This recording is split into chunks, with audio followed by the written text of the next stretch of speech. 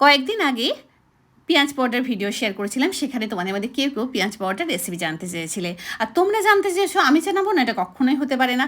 তা আজকে মোটামুটি আমি 3 রকম পদ্ধতিতে পেঁয়াজ পরোটাটা বানিয়েছি। বাড়িতে যেমনভাবে আটা মাখা হয়, নুন আর তেল দিস, ঠিক সেমনভাবে আটা মেখে কিছুক্ষণের জন্য রেস্ট করতে দিয়ে দিয়েছি।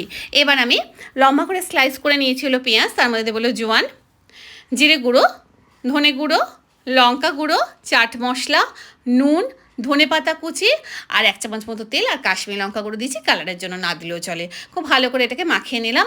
এবার ডো থেকে একটা করে লেচি কেটে নিয়েছি। ক্লাসে ফার্স্ট বয় যেমন হয় না, দেখবে যে সমস্ত কিছু পরে ঠরে একদম রেডি করে রাখে, আমারও ঠিক এই পুরভরা পাউডারটা ঠিক তেমনি যেমন করে হয় আর কি, ঠিক তেমন করেই করেছি এটা। তারপরে এটাকে বেলে নিয়ে এবার ঘি দিয়ে ভেজে নেব।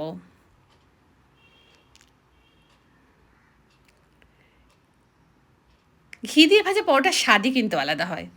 এবার মিডিওকার স্টুডেন্ট যারা হয় তারা ঠিক এইভাবে পরোটা বানাবে। মাঝখানে পুরোপুরি চারদিক দিয়ে মুড়ে দিলাম, ব্যাস তৈরি হয়ে গেল আরেকটা পরোটা। আর আমার মধ্যে যারা ফাঁকিবাজ আছো তাদের জন্য হলো এইটা, একেবারে একটুখানি বেলে নিয়ে উপরে পুর দিয়ে দিলাম, হালকা হাতে ভেজে নিলাম ঘি দিয়ে।